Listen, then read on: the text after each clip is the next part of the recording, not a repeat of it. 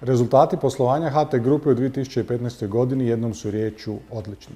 Zasluga je to svih zaposlenika na koje sam iznimno ponosan. Drugu godinu za redom ostvareni su svi poslovni ciljevi, a ključni financijski pokazatelji su stabilni. U razvoj infrastrukture investirali smo 35% više nego li godinu prije, čak 1,46 milijardi kuna.